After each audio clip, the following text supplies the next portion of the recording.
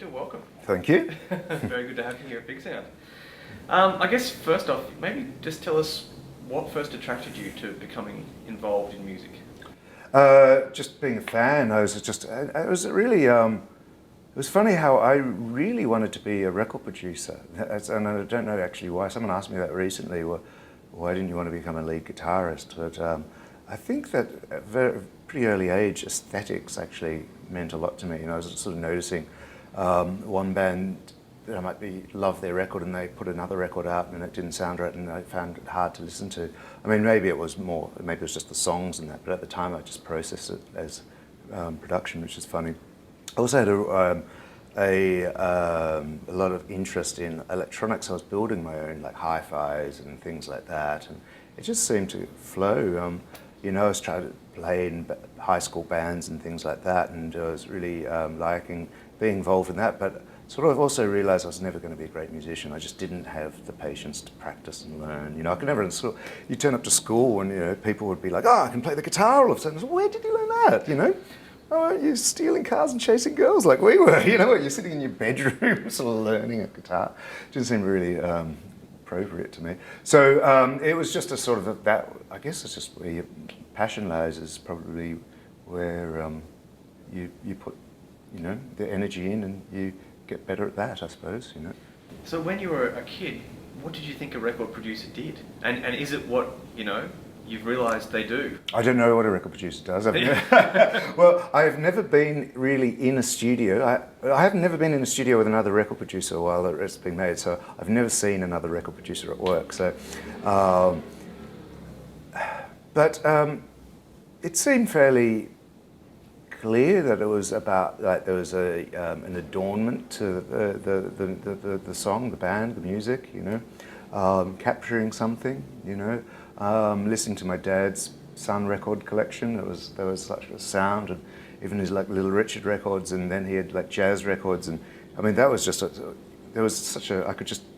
that's what I was noticing much more. I was never really a big pop music fan, so I skipped that. I went from maybe 10 years old listening to these sort of like 50s rock and roll records to the Ramones, and I just missed that whole sort of teenage pop music thing. I don't know, I didn't get turned on by it really.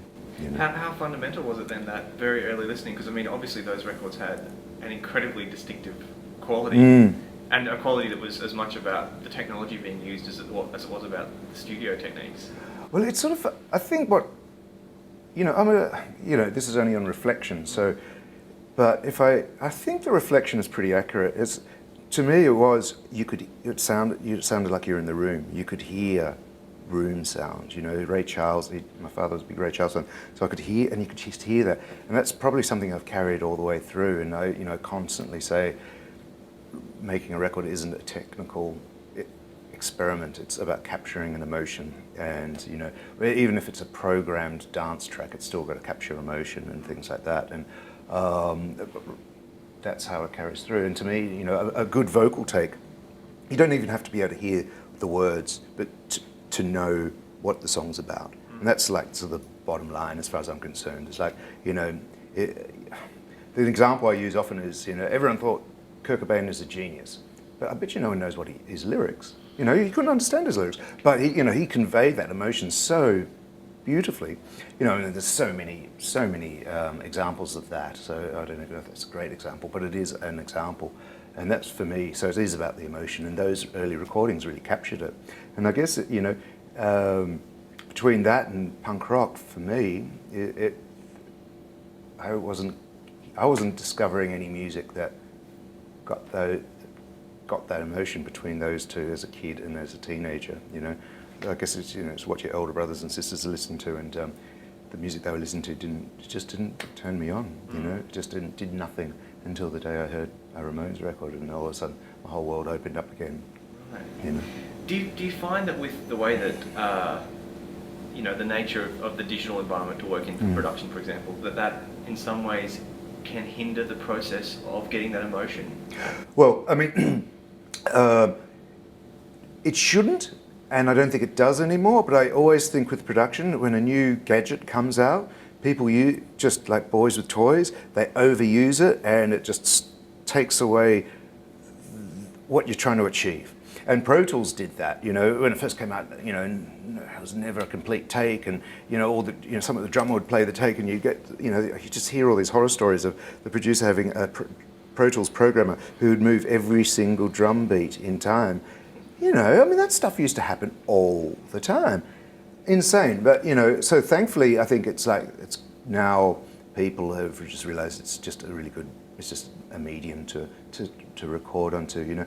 Until recently, I would do all the backing tape tracks onto tape purely for that reason. So like we go into the studio and like the band they have to play like it's their last 3 minutes of their life, otherwise they're going to walk into the control room and seem like a fool, you know. And because there was a couple of times where you know, it'd be like they wouldn't play the song to the end. The drummer would be like, "Oh, you got one chorus, come on," you know. It's just like, wow. I mean, I don't do that anymore, unfortunately. I just have to be more disciplined. I just think, unfortunately, most studios' tape machines just are badly maintained, and it's just much more of a hassle. And if you can just say, okay, it's still about pushing play and record, and then it's a great tool. It's really fantastic, and it shouldn't take the passion away.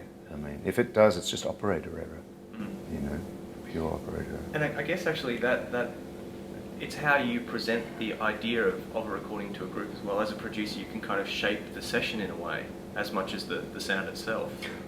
Yeah, well, I mean, that's the role of a producer, you know. I mean, you know, obviously the producer's role is wide and varied and changes with the genre of music, and there's so many valid genres of music now that dictate the technology it's going to be recorded on. Or not necessarily, but generally speaking, if you're doing dance music, you know, you're going to use Logic and you're going to program it, and if you're doing rock music, you're going to be in a room with the band, you know. I mean, obviously, and they're all totally commercially, artistically valid and everything in between, which is great. Now, obviously, yeah, so a producer does control the aesthetics, but also I hope he's making the songs as good as possible, you know. And that can be from literally sitting down and trying to change the chords, or you know, you could changing a drum pattern can change a song entirely. And if, you know, people feed off that and then the song mutates into something else, I hope a session can be fluid enough just to go with something that's getting better rather than going, that's not how we rehearsed it, you know. Yeah. So. And for you, the keys to a good song, as a producer more than maybe as a songwriter, what are the elements in there that you feel, is it a different thing? I don't know if it is a different thing. I don't think it is a different thing. A good song is a great song, you know. I think there are so many exceptions to anything, but you know, you could tell if you study good songwriters, you can see how what they do is make a theme very universal. So, you know, I mean, you know, a love song, you know, I mean, or you know, a breakup song. I'm sure we've all sort of broken up from a relationship and all of a sudden heard Kenny Loggins and go, oh, how did he know? You know, is what I mean. These are like universal sort of emotions and I think that's good. You know, I mean, obviously, I can think of some songs which are totally personal, first person, and which are great songs too. But I think it's telling a tale. You know, I mean, I'm into hearing a tale and. You know, I guess as the more universal that tale is, the more people can relate to it. You know? Nice. Yeah. Well, look, you've come down to Australia for Big Sound. How have you found it as an experience? It's great. I mean, it's exhausting. It's been really exhausting, but it's amazing. I mean, I think the whole thing with the Brisbane Festival, and it's actually great. To see that the government is, because a city like Brisbane is expanding so quickly that they're realising there's much more than bricks and mortars and roads to a city. You know, it is to develop a culture. And you know, I grew up in the suburbs of Melbourne, new suburbs, and there was nothing. It was just desolate, and you know, my memories of that makes me shudder. So it's just really great to see that actually people are realising, okay, Brisbane's really expanding. Let's make a culture, let's develop it, let's do that. Make people proud of where they live, you know. So the whole Brisbane Festival was great. And this is really great, obviously, because, you know, even, you know, I mean, it's great that the government is realising that it's actually a valid industry. You know, I guess when I was starting out in Australia, I couldn't even rent a flat. No one would touch me if I said I was a musician.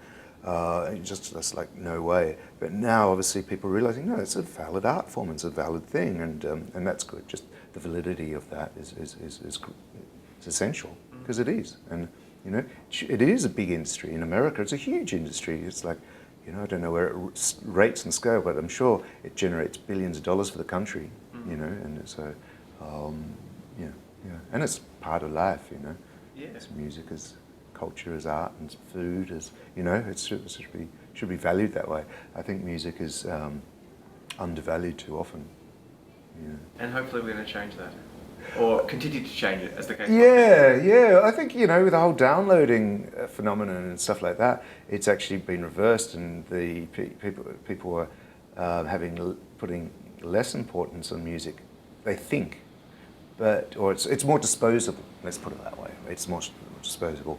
But that's the way it seems. I actually, at the end of the day, don't think that. I still think that people really do care, and I think that it needs to be harnessed. And I was at a conference earlier this year it was about new music cinema. It was in LA, and it was about, you know, it's basically everything you know is wrong.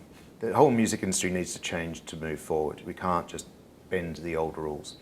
And unfortunately, every speaker just came up and was just talking about bending the old rules. And apart from this one guy it's a like 24-year-old Swedish guy who did, what was it called? It's a sort of online radio, and it's awful that I can't remember, but it's really successful, and it's like, you know, it's millions of subscribers. And the good thing about it is, once you play a song, all the band's information comes up, and then links to their other records, their discography, and, you know, videos, and you know, and then you can relate, and so you're finding something about. So it's not just an anonymous piece of music. It's great. But what he said, which is really great, apart from everything he said was really great, because he didn't come from the music industry. He was just a fan, and you know, it was great. He didn't know any of the rules, you know.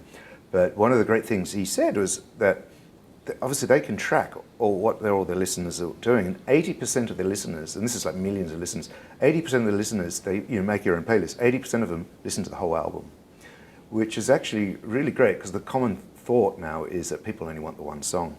They're only willing to pay for that one song, you know, or given the choice. But he's saying, you know, given, you know, you just subscribe to the service, and you got 80% of the album, and you know, it was pleasant. It wasn't surprising, but it was just pleasant that that was proved and legitimized. And I hope the whole recording industry and media industry heard his comment, you know, because I think that's really important.